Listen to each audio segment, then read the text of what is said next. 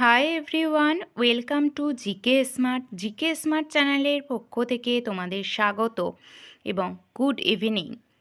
প্রতিদিন সন্ধ্যে 7টায় GSA class নিয়ে আমি আজকে ছ নম্বর ক্লাস করাচ্ছি। এর আগে 5টি ক্লাস করিয়েছি, যারা দেখোনি অবশ্যই প্লেলিস্টটা চেক করে নেবে।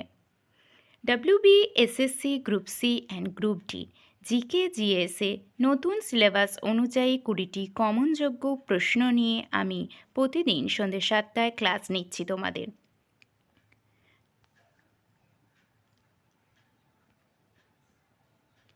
প্রথমে আমরা সিলেবাসটা দেখে নিই। জেনারেল অ্যাওয়ারনেসে 20 নাম্বার থাকছে, তার জন্য আমি প্রতিদিন তোমাদের 20টি করে প্রশ্ন ক্লাস রাখছি। প্রতিটি বিষয় থেকে ক্লাস থাকবে তোমাদের, প্রতিটি বিষয় ভিত্তিক ক্লাস নেব আমি। তো সিলেবাসটা নিশ্চয়ই সবাই দেখেছো এবং প্রতিটি বিষয়েরই 2টো করে অন্তত প্রশ্ন আমি রাখছি। তো আজকে কি আছে? প্রথম প্রশ্ন, আইন অমান্য আন্দোলন কত সালে প্রত্যাহার করে নেওয়া হয়? Option A 1932, option B 1933, option C 1934, নাকি অপশান ডি 1935? আইন অমান্য আন্দোলন শুরু হয় 1934 সালে। আইন অমান্য আন্দোলন 1934 সালে প্রত্যাহার করে নেওয়া হয়। 2 নাম্বার প্রশ্ন, ইলবার্ট বিল বিতর্ক হয় কত সালে? অপশান এ 1882, অপশান বি 1883, নাকি অপশান সি 1784 এবং অপশান ডি 1897?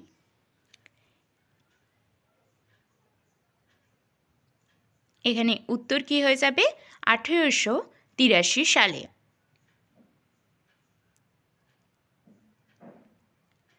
3 নাম্বার, ইকোলজি শব্দটি হল অপশান এ গ্রিক শব্দ, অপশান বি ল্যাটিন শব্দ, অপশান সি ফরাসি শব্দ, নাকি অপশান ডি ইংরেজি শব্দ? ইকোলজি শব্দটি হল গ্রিক শব্দ। 4 নাম্বার, বাস্তুতন্ত্র শব্দটি প্রথম কে ব্যবহার করেন? বাস্তুতন্ত্র শব্দটি প্রথম কে ব্যবহার করেন? Option A Haeckel, option B বেনথাস, option C Tansley, option D Lindeman? বাস্তুতন্ত্র শব্দটি প্রথম ব্যবহার করেন ট্যান্সিলে। 5 নাম্বার, ভারতীয় সংবিধান গঠিত হয় কোন প্ল্যান অনুযায়ী? Option A Wavell plan, option B Simla plan, নাকি option C cabinet mission plan, option D কোনোটি নয়? ভারতীয় সংবিধান গঠিত হয় কোন প্ল্যান অনুযায়ী? ক্যাবিনেট মিশন প্ল্যান অনুযায়ী। 6 নম্বর প্রশ্ন, ভারতীয় সংবিধানের খসড়া কমিটির চেয়ারম্যান কে ছিলেন? ভারতীয় সংবিধানের খসড়া কমিটির চেয়ারম্যান কে ছিলেন? Option A B R Ambedkar, option B Rajendra Prasad, option C Jawaharlal Nehru, নাকি অপশান ডি এন মাধব? উত্তর কি হবে? না বি আর আম্বেদকর। 7 নাম্বার, গণপরিষদে মোট কতজন সদস্য ছিলেন? Option A 1884, option B 389, option C 398, নাকি অপশান ডি 489? গণপরিষদের মোট সদস্য সংখ্যা 389 জন। 8 নম্বর প্রশ্ন, ভারতের রাষ্ট্রপতি হতে গেলে সর্বনিম্ন বয়স কত হতে হবে? অপশান এ 25 বছর, অপশান বি 28 বছর, নাকি অপশান সি 35 বছর, নাকি অপশান ডি 30 বছর? অর্থাৎ ভারতের রাষ্ট্রপতি হতে গেলে তার সর্বনিম্ন বয়স কত হতে হবে? না 35 বছর। 9 নম্বর প্রশ্ন, ভারতীয় রিজার্ভ ব্যাংক কত সালে জাতীয়করণ হয়? Option A 1947, option B 1935, option C 1949, নাকি অপশান ডি 1950 সালে। ভারতীয় রিজার্ভ ব্যাংক কত সালে জাতীয়করণ হয়? উত্তর হবে 1949 সালে। 10 নম্বর প্রশ্ন, খো খো খেলায় একটি দলে কতজন খেলোয়াড় থাকে? অপশান এ 7 জন, অপশান বি 9 জন, অপশান সি 11 জন, নাকি অপশান ডি 12 জন।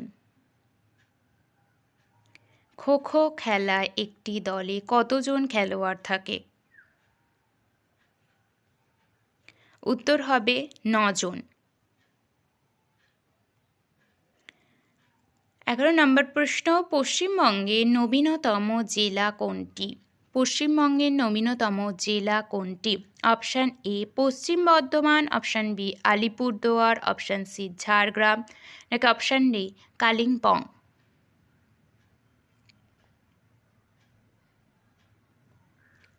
উত্তর কি হবে? না, পশ্চিম বর্ধমান। 12 নম্বর প্রশ্ন, ক্যাবিনেট মিশন ভারতে আসে কত সালে? ক্যাবিনেট মিশন ভারতে আসে কত সালে? অপশান এ 1946 সালে, অপশান বি 1947 সালে, অপশান সি 1944 সালে, নাকি অপশান ডি 1945 সালে। ক্যাবিনেট মিশন ভারতে আসে 1946 সালে। 13 নম্বর প্রশ্ন, বিশ্ব আবহাওয়া দিবস প্রতি বছর কোন দিন উদযাপিত হয়? বিশ্ব আবহাওয়া দিবস প্রতি বছর কোন দিন উদযাপিত হয়? অপশান এ 5ই জুন, অপশান বি 23শে মার্চ, অপশান সি 30শে আগস্ট, নাকি অপশান ডি 2রা অক্টোবর।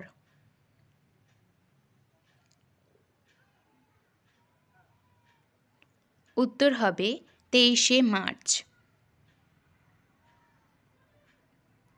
14 নম্বর প্রশ্ন, প্রিয়াঙ্কা নোটাক্কি কোন খেলার সাথে যুক্ত? প্রিয়াঙ্কা নোটাক্কি কোন খেলার সাথে যুক্ত? Option A table tennis, option B gymnastic, option C badminton, নাকি অপশান ডি দাবা। দেখো, আমি কিন্তু প্রতিটি সাবজেক্ট থেকে অন্তত একটি করে হলেও আমি প্রশ্ন আনার চেষ্টা করেছি। তো তোমাদের ক্লাসটি কেমন লাগছে আমাকে কিন্তু অবশ্যই তোমরা কমেন্টে জানাবে।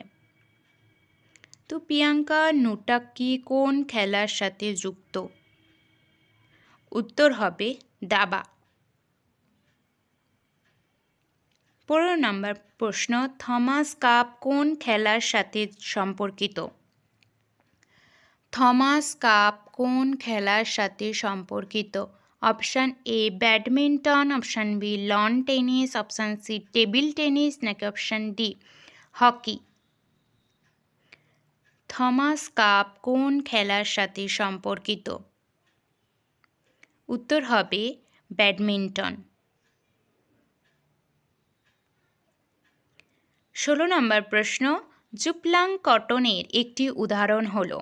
Option A diatom, option B rotifer, option C ঝিনুক, নাকি অপশান ডি কোনোটিই নয়।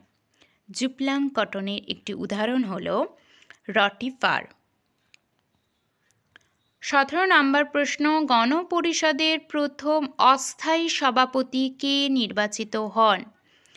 Option A doctor Sachchidananda Sinha, option B doctor Rajendra Prasad, option C B R Ambedkar, option D N Madhav Rao. গণপরিষদের প্রথম অস্থায়ী সভাপতি হলেন ডক্টর সচিদানন্দ সিনহা। 18 নম্বর প্রশ্ন, নীলগিরি পর্বতের সর্বোচ্চ শৃঙ্গের নাম কি? নীলগিরি পর্বতের সর্বোচ্চ শৃঙ্গের নাম কি? Option A জিন্দাগাদা, option B Doda বেতা, অপশান সি আনাইমুদি, নাকি অপশান ডি গুরু শিখর। নীলগিরি পর্বতের সর্বোচ্চ শৃঙ্গের নাম হল দোদা বেতা। 19 নম্বর প্রশ্ন, বাটারফ্লাই স্ট্রোক শব্দটি কোন খেলার সাথে যুক্ত? বাটারফ্লাই স্ট্রোক শব্দটি কোন খেলার সাথে যুক্ত?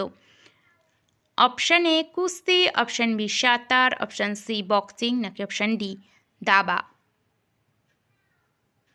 তো এখানে কি উত্তর হবে না সাঁতার। বাটারফ্লাই স্ট্রোক শব্দটি সাঁতারের সাথে সম্পর্কিত।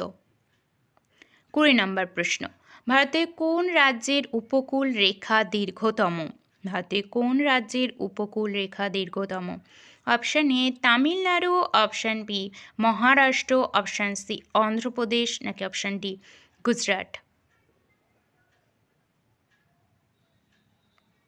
ভারতের কোন রাজ্যের উপকূল রেখা দীর্ঘতম? না গুজরাট। গুজরাট রাজ্যের উপকূল রেখা দীর্ঘতম। তো আজকের এই 20টি প্রশ্ন তোমাদের কেমন লেগেছে আমাকে অবশ্যই কমেন্টে জানাবে এবং ভালো লেগে থাকলে অবশ্যই একটি লাইক করবে। আর তোমরা 20টি প্রশ্নের মধ্যে কটি সঠিক উত্তর করতে পেরেছো নিজেরা, তো আমাকে কমেন্টে অবশ্যই জানাবে।